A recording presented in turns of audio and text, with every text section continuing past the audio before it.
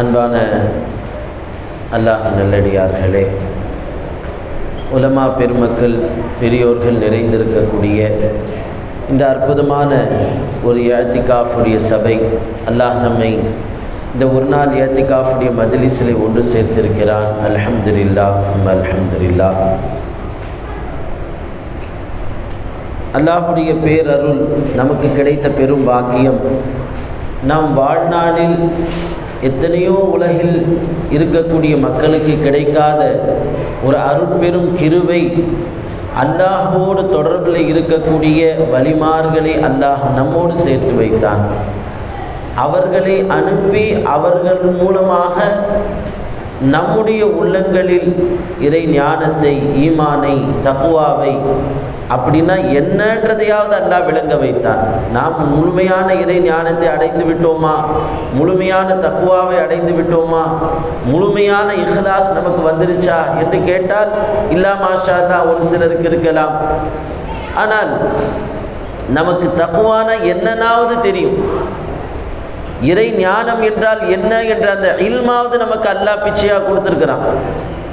எத்தனையோ நபர்கள் வாழ்நாள் ஒரு தடவை நான் குரான் முடிச்சுட்டேன், என் பையன் குரான் முடிச்சுட்டான் ஹஸரத், அதுவே பெரிய தக்குவா மாதிரி நினைக்கிறான். கரெக்டாக ஜும்மாலாம் தொழுவ போயிடுவான், இதை பெரிய ஒரு விஷயமா நினைக்கிறாங்க. இதுவே போதும் தீனில், இது ஒரு குரானை வாழ்நாள முடிச்சிட்டாலே அது பெரிய விஷயம்ப்பா. வாரம் லீவு கிடைக்கும் பொழுதுலாம் நாங்கள் பள்ளிவாசல் போயிடுவோம் ஹஸரத், இதுவே பெரிய தக்குவாவாக நினைக்கிறார்கள். ஆனால் அல்லாஹ்வுடைய பெரிய அருள் பிச்சை நமக்கு ஷைகுமார்கள் நல்லோர்கள் மூலமாக எது தக்குவா, ஷரியத்தில் எது தக்குவா, தரீகத்தில் எது தக்குவா, ஹகீகத்தில் எது தக்குவா, மாரிஃபத்தில் எது தக்குவா, இந்த அளவுக்கு ஒரு இறை ஞானம் தக்குவா இருக்குன்றதை நம்மை விளங்க வைத்தார்கள் என்று சொன்னால் அது மகான்களுடைய பிச்சை தான். நம்ம ஏங்குவோமா இல்லையா, யாரா இவ்வளோ படித்தரம் இருக்கே, என்னைக்கு நான் இதை அடைவேன், இந்த உணர்வை நமக்கு ஏற்படுத்துகிறார்கள்.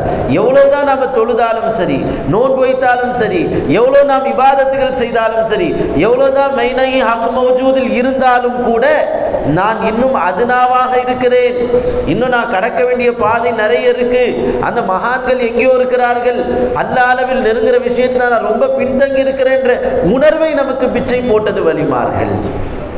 அதில் நமக்கு சொஹபத் ரீதியாக எல்லா நேரத்திலும் நாம் ஒரு இறை நேசரை அணுக முடியும் என்று ஒன்று இருந்தால் அது நம்முடைய இஸ்மாயில் சாச்சா ரஹ்மத்துல்லாஹி அலைஹி ரலியல்லாஹு அன்ஹு அவர்களுடைய அந்த சொஹபத்.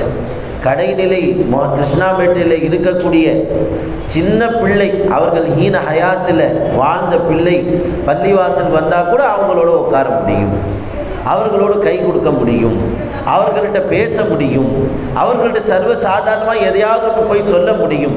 இப்படி ஒரு மகானை அல்லாஹ் நமக்கு கொடுத்திருந்தான். நிறைய அடியார்கள் இருக்கிறார்கள், அவர்கள் அல்லாஹ்வால் தேர்ந்தெடுக்கப்பட்டவர்கள். அல்லாஹ் குர்ஆன்ல சொல்றான், நபிமார்களை பற்றி சொல்லும் பொழுது இன்னஹு மின் இபாதினா, அவர்கள் என்னுடைய அடியார்கள், அவர்கள் என்னால் தேர்ந்தெடுக்கப்பட்ட சிறந்த கூட்டத்தில் இருக்கிறார்கள்னு சொல்றான். அப்படி எத்தனையோ வலிமார்களை நமக்கு அடையாளம் காட்டி தந்தவர்கள், அவர்கள் சொஹபத்தில் நம்மை இருக்க வைத்தவர்கள் நம்முடைய இஸ்மாயில் சாச்சா ரலியல்லாஹு அன்ஹு அவர்கள் ஏற்படுத்தின இந்த மஜ்லிஸ். அவர்கள் ஹயாத்தோடு இருக்கிறார்கள் என்பதற்கு அவர்களுடைய மஜ்லிஸ்கள் எல்லாம் ஒவ்வொரு வருடமும், ஒவ்வொரு நாளும், ஒவ்வொரு வாரமும் மிகச்சிறப்பாக நடைபெறுகிறது என்பதற்கு இதெல்லாம் ஆதாரம். எந்த அளவுக்கு அவர்களை அல்லாஹ் பொருந்தி கொண்டான், அவர்களுடைய இனிஷியேட்டிவ் எதெல்லாம் அவர்கள் தோற்றுவித்தார்களோ அதை அல்லாஹ் பொருந்தி கொண்டான். அவர்கள் உருவாக்கிய சபைகளை எப்படி அல்லாஹ் ஏற்றுக்கொண்டான், அவர்கள் உருவாக்கிய மாணவர்கள் எப்படியெல்லாம் ஜொலித்து கொண்டிருக்கிறார்கள், இது எல்லாம் சாச்சாவுடைய மக்பூலியத்துடைய அடையாளம். முஸ்தபீனல் அஹ்யாரில் அவர்களும் இருக்கிறார்கள், அல்லாஹ் செலக்ட் பண்ண கண்ணியமானவர்களில் இஸ்மாயில் சாச்சா அவர்களும் இருக்கிறார்கள்.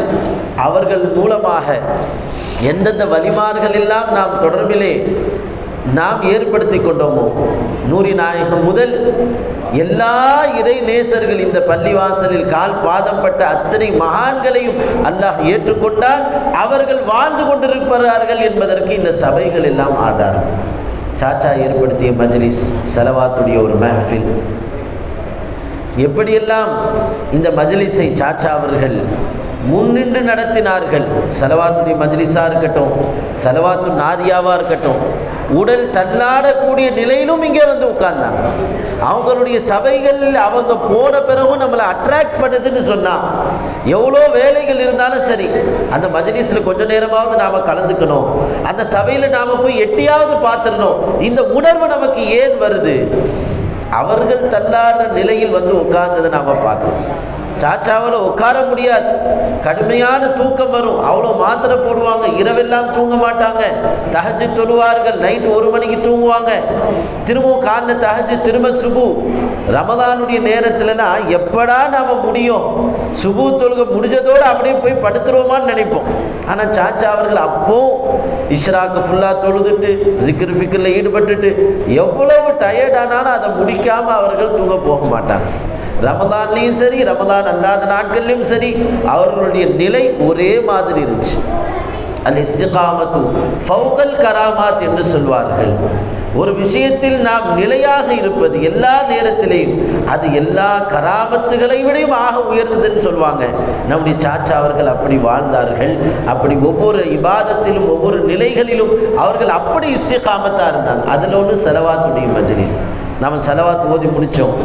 எந்த அளவுக்கு சாச்சா அவர்கள் பெருமானார் மீது ஸலவாத்தை அதிகப்படுத்துவார்கள்.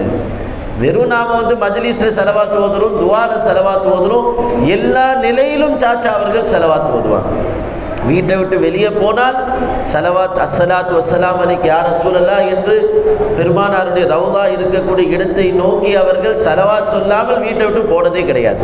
ரசூலுல்லாஹ்விடம் முனாஜாத் செய்துட்டு தான் அவங்க வீட்டை விட்டு வெளியவே போனாங்க. அப்போ நாம் பார்க்குறோம், ஸலவாத்தை ஒரு குறிப்பிட்ட அமலாக நாம் நினைக்கிறோம். வெறும் இந்த நேரத்தில் மட்டும் ஓதணும், வெள்ளிக்கிழமையில் மட்டும் ஓதணும். ஏன்னா அன்னைக்கு தான் நபி ஸல்லல்லாஹு அலைஹி வஸல்லம் அதிகமாக ஸலவாத் ஓதணும்னு சொல்லியிருக்கிறாங்க. அன்னைக்கு ஸலவாத் ஓதுனா போதும். ஆனால் ஸலவாத்தினுடைய அந்த சிறப்பை நாம் பார்க்கும் பொழுது எல்லா நிலைகளிலேயும் ஸலவாத்தை முஸ்தஹபாக ஆக்கியிருக்கிறார்கள்.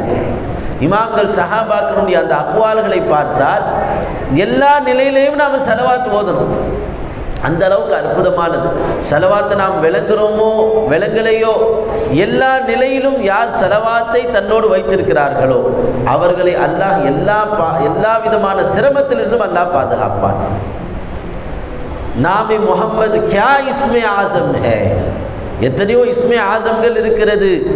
ஆனால் பெருமானாருடைய அந்த வார்த்தை முஹம்மது என்ற அந்த வார்த்தை கியா இஸ்மே ஆசம் ஹே, கஹா குச் காம் நஹி ஆதா வஹா காம் ஆதா ஹை.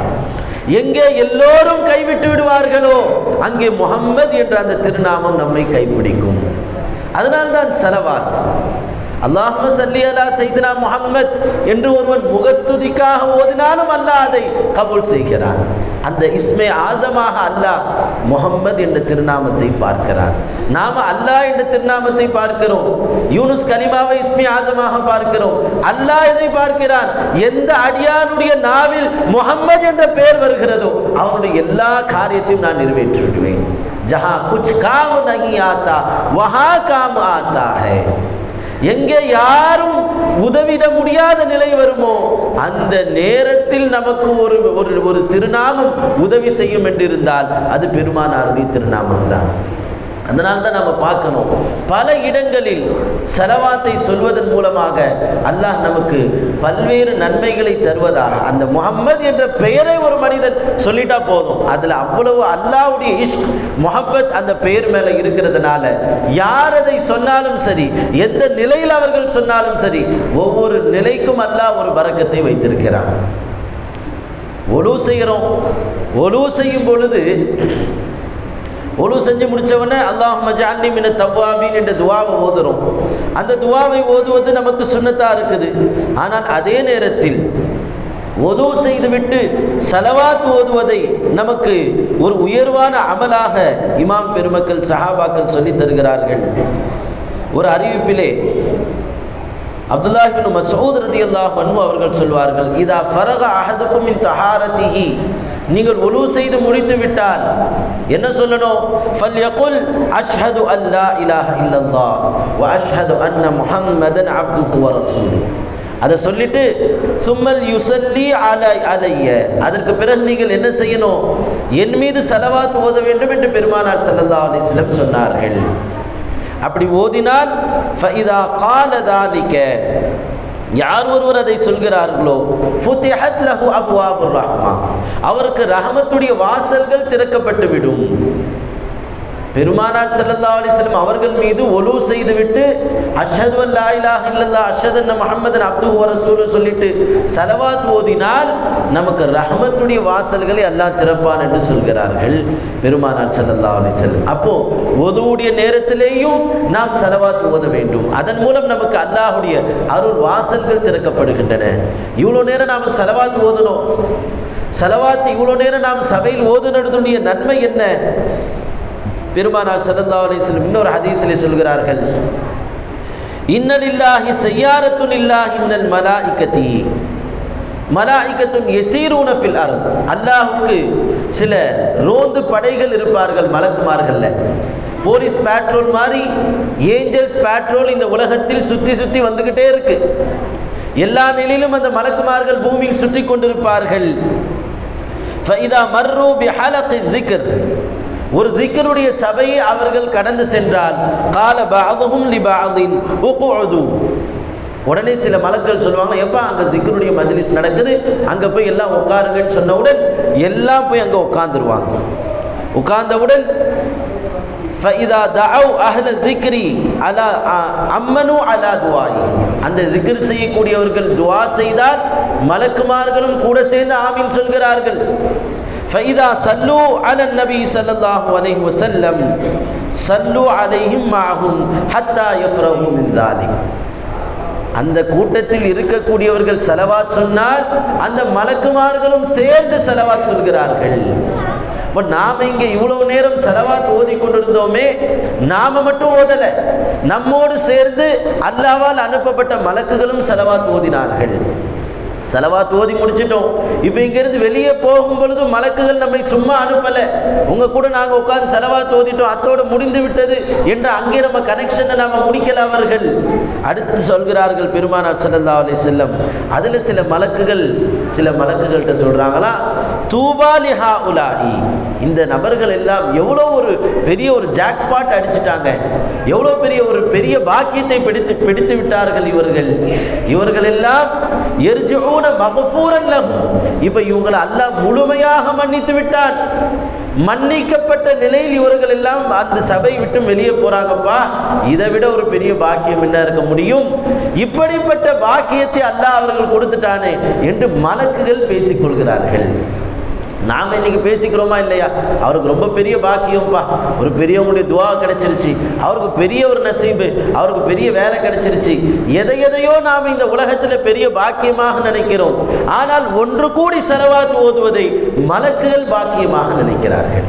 மலக்குகள் மத்தியிலே ஒரு பாக்கியசாலிகள் இருக்கிறார்கள் என்று சொன்னால் ஒன்றாக சேர்ந்து ஸலவாத் ஓதுவது. அப்படி ஒரு சபையை நமக்கு சாச்சா அவர்கள் ஒவ்வொரு வாரமும் வெள்ளிக்கிழமை ஞாயிற்றுக்கிழமை ஏற்படுத்தி இருக்கிறார்கள் சொன்னால், அந்த சபையிலிருந்து நாம் வெளியே போகக்கூடிய காலம் எல்லாம் அல்லாஹ்வால் மன்னிக்கப்பட்டு நாம் போறோம். அதை சர்டிஃபிகேட் கொடுக்கிறது மலக்குமார்கள். நாம் இன்னைக்கு ஏதாவது ஒரு ஆன்லைன் ஈவெண்ட்டில் கவர்மெண்ட் இருந்து நாம் பார்ட்டிசிபேட் பண்ணால், நீங்கள் கொரோனாவுக்கு எதிராக உறுதிமொழி எடுங்கள், சாதியினுடைய வன்கொடுமைக்கு எதிராக உறுதிமொழிக்கு நீங்கள் ஒரு கிளிக் பண்ணுங்கன்னு சொல்கிறான். கிளிக் பண்ண உடனே நான் சாதி கொடுமையை எதிர்க்கிறேன் அப்படின்னு நம்ம ஏதாவது ஒரு சைட்டில் போய் கிளிக் பண்ணால் உடனே அவன் ஒரு சர்டிஃபிகேட் கொடுக்குறான், ஆன்லைன் சர்டிஃபிகேஷன், கங்க்ராச்சுலேஷன், நீங்கள் சாதிக்கு எதிராக நீங்கள் போராடுவேன் என்று உறுதிமொழி கொடுக்கிறீர்கள். அந்த சர்டிஃபிகேட்டை நிறைய பேர் ஸ்டேட்டஸில் வைக்கிறான். ஏதோ ஒரு சின்ன ஒரு உறுதிமொழி கொடுத்து ஒரு சர்டிஃபிகேட் வந்துட்டா அதை வாட்ஸ்அப் ஸ்டேட்டஸில் பார்க்குறோம், எல்லோரும் நம்மள்கிட்ட பேசுகிறத பார்க்குறோம். நாம் ஒன்று கூடி ஸலவாத் ஓதுன சர்டிஃபிகேட் மலக்குமார்கள் கொடுத்திருக்கிறார்கள், நமக்குலாம் அது ஆதாரமாக இருக்கு. இந்த உலகத்திலேயே அந்த சர்டிஃபிகேட் நமக்கு ஒரு பெரிய ஒரு பெருமிதத்தை தர வேண்டும். மறுமையிலும் இந்த சர்டிஃபிகேட் நாளை அது பேசக்கூடியதாக இருக்கிறது. அதனால் ஈருலகிலும் நமக்கு இந்த சபை எல்லா நிலையிலேயும் நம்மை பாதுகாக்கக்கூடியதாக இருக்கிறது. அதே போல் இன்றைக்கி நம்ம கடுமையான பொருளாதார நெருக்கடி, கஷ்டத்தில் இருக்கிறோன்னு நாம் சொல்கிறோம், ரொம்ப சிரமத்தில் இருக்கிறோன்னு நாம் சொல்கிறோம். எவ்வளோ சம்பாதிச்சாலும் பத்த மாட்டேங்குது, எவ்வளோ செலவு பண்ணாலும் காசு கையில் நிற்க மாட்டேங்குது, என்ன செய்கிறது? அதற்கும் ஸலவாத்து தான் வழி என்று சொல்கிறார்கள். பெருமானார் ஸல்லல்லாஹு அலைஹி வஸல்லம் அவர்களிடத்திலே ஸஹல் இப்னு ஸஅத் ரலியல்லாஹு அன்ஹு சொல்றாங்க, ஒரு மனிதர் நபிகிட்ட வந்தார், வந்து சொன்னார், யா ரசூலல்லாஹ் ஃபஷகா இலைஹில் ஃபக்ர வ தீகல் மஆஷ், ரொம்ப கஷ்டத்தில் இருக்கிறேன், ரொம்ப ஏழ்மையில் இருக்கிறேன், எவ்வளோ சம்பாதிச்சாலும் பத்த மாட்டேங்குது, மனை மக்களை காப்பாற்ற முடியலை யா ரசூலல்லாஹ், என்ன செய்கிறது, ஒரு வழி சொல்லுங்கள் என்று அவர்கள்ட்ட பெருமானார் ஸல்லல்லாஹு அலைஹி வஸல்லம் கேட்குறாங்க. அப்போ பெருமானார் ஸல்லல்லாஹு அலைஹி வஸல்லம் ரொம்ப லேசான ஒரு வழியை சொல்லி தந்தார்கள். இதா தகல்த மன்சிலக, நீ வெளியில போயிட்டு வீட்டுக்குள்ள நுழைவலப்பா, வீட்டுக்குள்ள போகும் பொழுது ஃபஸல்லிம் இன் கான ஃபீஹி அஹதுன், உள்ள யாராவது இருந்தா அஸ்ஸலாமு அலைக்கும்னு சொல்லிட்டு போ. அவுலம் யகுன் ஃபீஹி அஹதுன், வீட்டில் யாருமே இல்லை, நீ தான் முதல்ல பூட்டை திறந்து உள்ள போறேன்னு சொன்னாலும் அப்பொழுதும் நீ சொல் அஸ்ஸலாமு அலைக்கும் வ ரஹ்மத்துல்லாஹி வ பரகாத்துஹு. எவ்வளோ லேசான விஷயத்தை நமக்கு நபி அவர்கள் கற்றுத்தராங்க, நாம் இதை ஃபாலோ பண்ணணும். ஒலுவுடைய நேரத்தில் ஒலு செய்துட்டு நாம் அஷ்ஹது அல்லா இலாஹ இல்லல்லாஹ் சொல்லிட்டு ஸலவாத் சொல்லிட்டு அதற்கப்புறம் அல்லாஹும்ம ஜஅல்னி மினத் தவ்வாபின் துஆவை ஓதினால் ரஹ்மத்துடைய வாசல் திறக்குது. மக்ரிபுக்கு நாம் ஒலு செய்யும் பொழுது, இஷாவுக்கு ஒலு செய்யும் பொழுது இதை நாம் ஞாபகம் வைத்து நாம் என்ன செய்யணும்? ஸலவாத்தை ஓத வேண்டும். அதே போல வீட்டிற்குள் நுழையும் பொழுது நபி அவர்கள் சொல்றாங்க, ஃபர்ஸ்ட் என்ன செய்யணும்? அஸ்ஸலாமு அலைக்கும் வ ரஹ்மத்துல்லாஹி வ பரகாத்துஹு, யார் இருந்தாலும் இல்லாட்டியும் சரி சலாம் சொல்லுங்கள். அடுத்து வக்ரா குல் ஹுவல்லாஹு அஹத் மர்ரத்தன் வாஹிதா, அதற்கு பிறகு குல் ஹுவல்லாஹு அஹத் என்பதை ஒரு முறை நீங்கள் சொல்லுங்கள். அதற்கு பிறகு நீங்கள் என் மீது ஸலவாத் சொல்லுங்கள். அஸ்ஸலாமு அலைக்கும் வ ரஹ்மத்துல்லாஹி வ பரகாத்துஹு, அஸ்ஸலாத்து வஸ்ஸலாமு அலைக்க யா ரசூலல்லாஹ் என்று சொல்லிவிட்டு குல் ஹுவல்லாஹு அஹத் சூராவை ஒரு முறை ஓதினால் உங்களுடைய எல்லா பிரச்சனைகளும் நீங்கிவிடும், பல நெருக்கடி நீங்கும்னு சொன்னாங்க. அந்த ஹதீஸுடைய தொடரில் சொல்றாங்க, ஃபஃபஅல ரஜுல் ذلك, அதே போல் அந்த சஹாபியும் செய்தார். எந்த அளவுக்கு ஆயிடுச்சு? அதற்கு பிறகு ஃபஅதர்ரல்லாஹு அலைஹி ரிஸ்க ஹத்தா அஃபால அலா ஜீரானிஹி வ கராபாத்திஹி, எந்த அளவுக்கு அவருக்கு ரிஸ்குடைய வாசல் திறந்து விட்டது, எவ்வளோ அவருக்கு அல்லாஹ் காசு பணத்தை பொங்கி வழிய செய்து விட்டார்னு சொன்னா அவர் அதை எடுத்து தன் உறவினர்களுக்கு எல்லாம் கொடுக்கிறார்.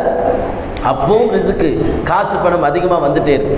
அடுத்து அக்கம் பக்கத்தாருக்கெல்லாம் கொடுக்கிறார். இப்படி கொடுத்து கொண்டே இருக்கக்கூடிய அளவிற்கு அல்லாஹ் அவர் ரிஸ்கில் பரக்கத் செய்து விட்டான்.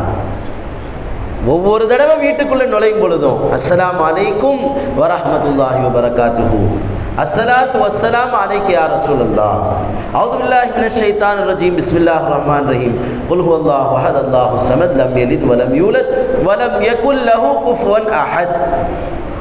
இந்த அமலை செய்துவிட்டால் நமக்கு எந்த அளவுக்கு ரிஸ்க் பொங்கி வழியும், நாம மட்டும் அதை அனுபவிக்க மாட்டோம்.